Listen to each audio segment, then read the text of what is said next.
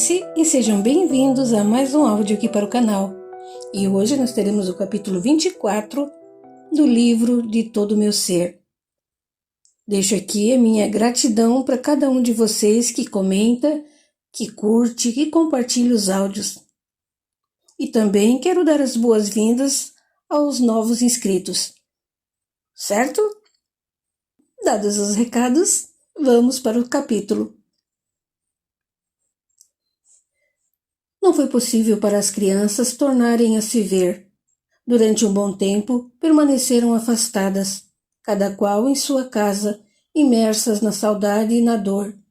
Não passava um dia em que ambos não pensassem numa maneira de fugir e se ver. Todavia, a vigilância era constante, e principalmente para Mariane. Tudo era muito mais difícil, não apenas pela pouquíssima idade, como também pela dificuldade de tomar decisões e cuidar de si mesma. Mariane mal se alimentava. Passava os dias à janela, sonhando com Ross, imaginando sua chegada em um cavalo branco, tal qual os príncipes dos contos de fadas que ele costumava ler para ela. Nada do que os pais faziam para animá-la surtia efeito, o que também não era muita coisa. Mariane não tinha amigos, e desde sua última crise, os irmãos a evitavam, com medo. Nem Margot a visitava mais. Apenas de vez em quando via um elemental ou outro subindo pelas árvores, mas eles nunca falavam com ela. Estava mais só do que nunca. O verão passou correndo, anunciando o fim das férias, e os ventos gelados do outono trouxeram a Mariane um novo ânimo. As aulas iam começar, e ela encheu-se de esperança de que Ross viria buscá-la para irem à escola juntos. Naquela tarde, escura de domingo, Mariane esperava ansiosa pelo dia seguinte, quando finalmente encontraria Ross. Desconhecia a surpresa que a aguardava. Logo ao amanhecer do dia, saltou da cama, exibindo uma animação comedida, e esmerou-se no penteado, colocando inclusive uma fita cor-de-rosa no cabelo, tudo para agradar Ross.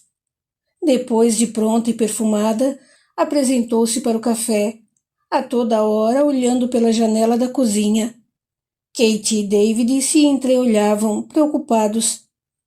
Ao matricular Roger, que naquele ano iniciaria os estudos, ficaram sabendo que Ross não renovara a matrícula. Devia ter contado logo a Mariane. Todavia, foram adiando a notícia, a fim de evitar-lhe maiores sofrimentos. Na hora de sair, Mariane ainda não se convencera de que o primo não iria aparecer. Enquanto Kate ajeitava a fita em seu cabelo, perguntou: "E o Ross, mamãe? Cadê ele?" David havia acabado de sair, como sempre, antes das tempestades, de forma que caberia a ela, mais uma vez, cuidar daquele assunto sozinha. "Não sei de Ross", respondeu sem encará-la. "Ele não veio me buscar?" "Ele não mora mais aqui. Mas a escola dele fica perto da minha. Pensei que fôssemos juntos." A hora de contar era aquela. Contudo, Kate não conseguia. Roger, a seu lado, demonstrava toda a ansiedade do primeiro dia de aula, e ela não queria desapontá-lo. Aquela, decididamente, não era a hora mais apropriada para uma cena. Talvez mais tarde, quando estivessem de volta, ela levasse a filha para o quarto e, sozinha com ela, lhe contasse tudo. Ross deve ter ido direto de sua casa. Mentiu. Vai encontrá-lo depois. Mariane não disse nada, embora não conseguisse ocultar a decepção. Saiu com a mãe e os irmãos, inclusive os pequenos, que não tinham com quem ficar. Naquele momento, Kate não podia prestar muita atenção a Mariane, ocupada com a euforia de Roger e em cuidar dos menores. Com Kevin em uma mão e Suzy no colo, Roger ia ao seu lado tagarelando, enquanto Mariane seguia mais à frente, alheia à conversa deles, embora sob o olhar atento da mãe. Na escola, Kate se despediu dela com um beijo e seguiu apressada para a de Roger, que também fora a de Ross. Marianne demorou-se um pouco mais, vendo a mãe e os irmãos se afastarem, sobressaltando-se a cada automóvel que parava por perto. Todos os meninos se pareciam com Ross, e quando ela estava prestes a gritar o nome dele, confundindo-o com outro garoto que passava, ouviu uma voz familiar atrás de si. Pode entrar que ele não vem. Virou-se bruscamente, mas não viu ninguém. A despeito de conhecer aquela voz, deu de ombros e procurou o garoto, que agora ia longe, e escutou novamente. Está perdendo seu tempo. Já disse que ele não vem. Dessa vez, ao se voltar, enxergou o espírito atrás dela, sentado no corrimão de pedras da escada. Como é que você sabe? Rebateu de má vontade. Simplesmente sei. Ele disse. Ninguém precisa me dizer nada, pois sei de muitas coisas. Sabe onde ele está? Animou-se. O espírito não respondeu e ficou observando duas meninas que passavam. Vendo Marianne parada no alto da escada, falando sozinha, elas não resistiram e começaram a rir. Acho que estou rindo de você, anunciou ele. Marianne deu de ombros outra vez e afirmou sem interesse. Problema delas. Eu não ligo. Impressionadas e assustadas com a atitude de Marianne, foram chamar o professor. O Sr. O'Neill foi se aproximando lentamente e parou no corredor, de onde podia avistá-la no patamar de cima. Ela parecia mesmo falar com alguém, contudo não havia ninguém ao lado dela. Resolveu aproximar-se. Bom dia, Marianne. Cumprimentou em tom severo. A menina se calou e fitou o espírito, que escorregou pelo corrimão.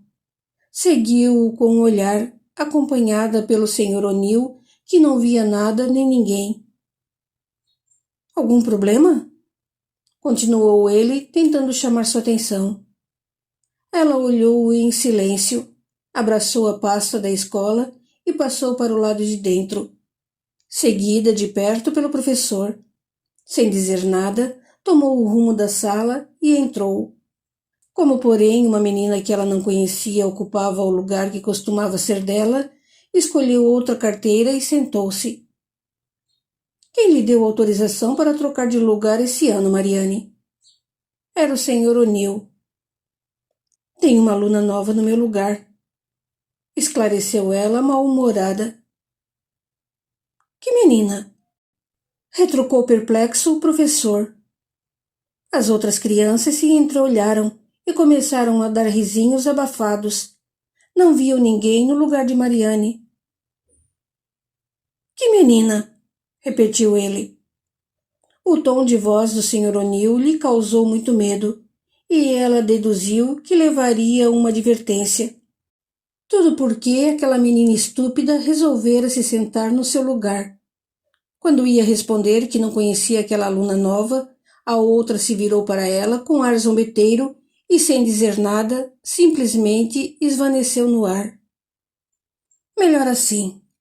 Marianne levantou-se e foi para o seu lugar, e o professor deu início às lições. Ninguém sabia o esforço que ela fazia para aguentar a aula até o fim. À hora da saída, como a mãe ainda não havia chegado, deduziu que Ross é quem iria buscá-la, e uma alegria espontânea iluminou o seu rosto. Olhava impaciente na direção da escola dele, mas nada. Ross não aparecia. Cerca de 10 minutos depois, Kate surgiu com Roger e Kevin de um lado e Suzy no colo. A um olhar seu, Marianne desceu as escadas, segurando a vontade de chorar. O Ross não vem? Perguntou. Kate não respondeu. Pôs-se a caminho de casa com as crianças em seu encalço, ouvindo as novidades que Roger contava e preocupada com a aparência derrotada de Marianne. Como uma criança tão jovem podia estampar tanto sofrimento nos olhos? Engoliu um seco e soltou a mão de Kevin, estendendo-a para a filha, que a tomou mecanicamente. Segure a mão de seu irmão, disse baixinho, e Mariane obedeceu. Seguiram entre a tagarelice de Roger, os risos dos outros dois e o mutismo de Mariane. À medida que iam se aproximando de casa, foram notando uma movimentação diferente em frente à casa de Ross. Um caminhão de mudanças descarregava móveis e caixas, num vai-vem de pessoas que pareceram a Mariane aquelas que ela queria ver. Mais que depressa, soltou-se da mão da mãe e do irmão e disparou pela rua gritando: Ross, você voltou! Eu sabia, Ross! O nome do menino morreu em seus lábios, na presença de uma mulher jovem que, parada no meio da escada, olhava-a com ar de espanto. O susto de Mariane não foi menor, julgando em sua mente confusa que a casa do primo havia sido invadida por pessoas estranhas.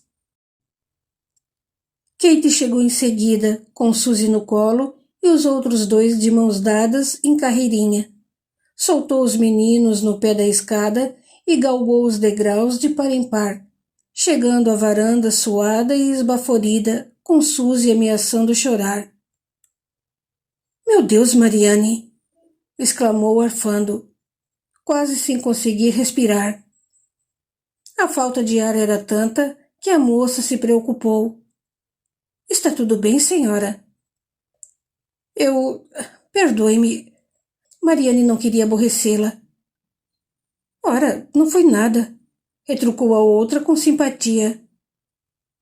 É que o primo morava aqui e ela ficou muito triste quando foi embora. Pensou que fosse ele. Não foi, Mariane? A menina não respondeu. Com ar magoado, virou as costas e disparou a correr novamente, passando direto para o quintal nos fundos de sua casa. Não se preocupe, assegurou a mulher, notando o embaraço de Kate. Criança é assim mesmo. Eu sou Laura Ide. Acabamos de nos mudar para cá. Muito prazer, respondeu Kate, estendendo-lhe a mão livre, que a outra apertou. Meu nome é Kate Landor, mas pode me chamar de Kate. Prazer, Kate. A mulher falava sobre a nova casa e suas expectativas de recém-casada, mas Kate mal lhe prestava atenção, de tão preocupada que estava com Mariane. Por fim, cortou o assunto com uma certa impaciência. Seja bem-vinda, Laura. Desculpe-me, mas preciso levar as crianças. Oh, claro, claro, foi um prazer. O prazer foi todo meu. Apareça quando quiser. Kate sacudiu a cabeça e quase voou para casa. Deixou as crianças na sala e abriu a porta que dava para o quintal. Mariane estava deitada de bruços na grama, chorando. Movida pela compaixão, aproximou-se vagarosamente e chamou com carinho. Mariane. Ela levantou os olhos assustada e encarou a mãe, que se ajoelhara ao seu lado.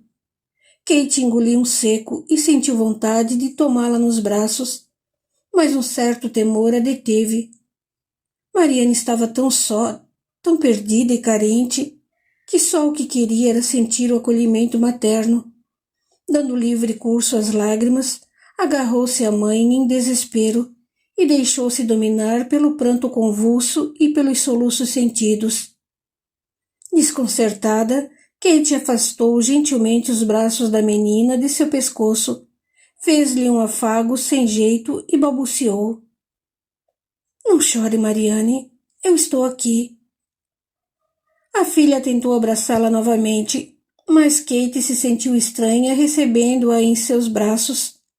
A lembrança da última briga tolhia seus gestos, reacendendo a dificuldade e o preconceito do passado.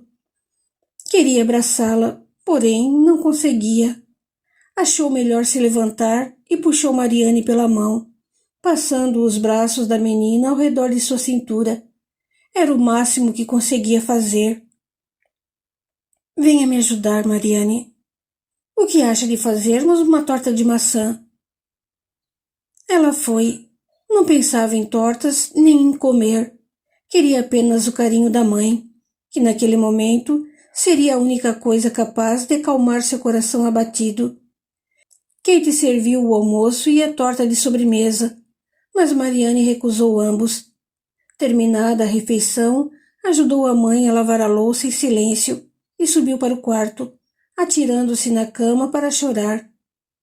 Depois de acomodar as outras crianças para a soneca da tarde, Kate foi bater à porta de Mariane. Encontrou-a deitada de bruços, o corpo estremecendo a soluços esparsos. Aproximou-se cautelosa e sentou-se ao lado dela. Fez um pequeno esforço e alisou seus cabelos.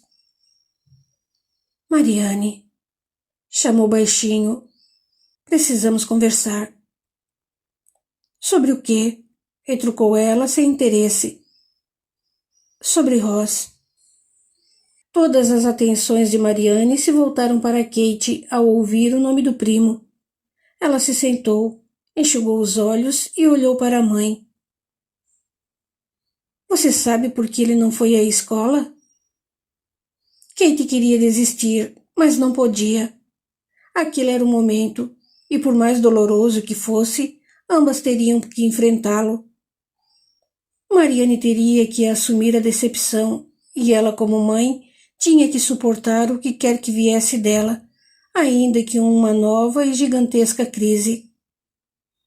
Enchendo-se de coragem, Kate inflou os pulmões e, olhando diretamente nos olhos da filha, disparou. Ross foi transferido para outra escola. Como assim? Ele não estuda mais aqui. Não? Mas onde é que ele estuda? Não sei. Como? A escola dele é aqui. Há outras escolas, Mariane. Escolas maiores e melhores. E Ross foi para uma delas. Onde? Não sei. Quando é que vai voltar? Não vai mais voltar. Aquela conversa estava confundindo, e Mariane começou a se exaltar, na tentativa de entender o que a mãe dizia. O rosto foi ficando vermelho, os lábios trêmulos, e uma agitação dominou os seus membros, que gesticulavam e chutavam em todas as direções. Estava à beira de uma crise, e Kate se encolheu temerosa. No mesmo instante, Mariane deu um salto da cama e correu para o corredor, julgando ter ouvido a voz de Ross partindo de um dos quartos. A voz vinha do quarto dos irmãos, e foi para lá que ela correu, ansiosa e eufórica. Em tom audível e claro, a voz, sem rosto, imitando a de Ross, acabou por revelar: Estou aqui, escondido no berço de Suzy. Então era lá que ele se ocultara. Muito inteligente da parte de Ross esconder-se num lugar em que ninguém pensaria em procurar. Com a imagem do primo preenchendo todos os seus pensamentos, Mariane correu de braços estendidos para o berço. Antes de alcançá-lo, sentiu-se puxar violentamente para trás, e um grito agudo trespassou-lhe os ouvidos. Mariane, não! Deixe-os em paz! O brado despertou as crianças, e Suzy começou a chorar. As mãos que se agitavam em busca da mãe pareceram a Mariane o apelo de Ross, implorando para que ela o salvasse da bruxa. E ela precisava a qualquer custo libertar o menino da sanha maléfica de Lilian. Correu de novo para o berço, sem alcançá-lo contudo. Mãos firmes e poderosas haviam-na puxado para trás novamente, dessa vez com mais força, e ela caiu no chão. Ainda aturdida, conseguiu levantar-se, tentando imaginar de onde partira aquela agressão, que só podia ser obra da feitiçaria de Lilian. Sua mente não conseguia se fixar na realidade presente. As imagens e sons que Luther lhe dirigia eram uma história fantástica e fantasmagórica, em que Lilian perseguia Ross, que por enquanto conseguira ocultar-se no berço de Suzy, onde somente ela poderia salvá-lo. Não via Suzy nem os irmãos, e naquele momento nem a mãe, só Ross em perigo. Na hora em que ela caiu ao chão, Luther retirou de sua mente as impressões equivocadas, e a realidade que ela viu foi a mãe estreitando Suzy no colo e abraçando os meninos com força, bem junto ao seu corpo. Passado o efeito da alucinação produzida pelo espírito, Mariane se deparou com a própria lucidez, recobrando, ainda que transitoriamente, a capacidade de enxergar e avaliar as coisas. O que ela via e conseguia compreender muito bem era o gesto de proteção e amor com que a mãe cuidava dos irmãos. Sentimentos que nunca foram oferecidos a ela, principalmente naquele dia, naquela hora, em que a dor da ausência de Ross havia aberto uma ferida tão grande em sua alma que ela nem se importaria de morrer. E como gostaria que a mãe a tivesse acariciado e protegido, como fazia agora com os irmãos, ajudando-a a enfrentar a solidão e o vazio que a falta de Ross lhe fazia. Ao invés disso, Kate a excluía de seu afeto, subitamente compreendendo com uma clareza surpreendente que Ross não se encontrava ali. Percebeu que o que a mãe temia era que ela ferisse a irmã. Mas ela não ia atacar Suzy nem qualquer dos irmãos. Enganara-se, iludira-se pensando ouvir o que nunca existira. E Kate, parada ali, abraçada aos irmãos, lhe dava a certeza de seu desamor. A mãe jamais a abraçara como abraçava eles, nem quando, momentos antes, sua súplica silenciosa implorara um gesto de afeto. Por que não a abraçava também? Porque ela não gosta de você. Foi a resposta do espírito invisível atrás de Mariane. Ela tomou um susto. A revelação da verdade era mais dolorosa quando pronunciada por outro. A mãe não a amava, nem o pai, nem os irmãos. A família dela não eram eles. Nunca a mãe ou o pai a haviam incluído entre os filhos, não de forma física, mas no amor. O amor deles era para os irmãos, jamais seria para ela. Aquela certeza foi por demais penetrante, e Mariane não conseguiu lidar com ela. Presa de uma sensação de vazio e solidão imensurável, sentiu que os olhos falhavam, os membros a traíam, e a alma fugia de seu corpo como alguém que escapa de uma prisão. Sem emitir qualquer som, tombou desmaiada. Continua no capítulo 25. Até lá!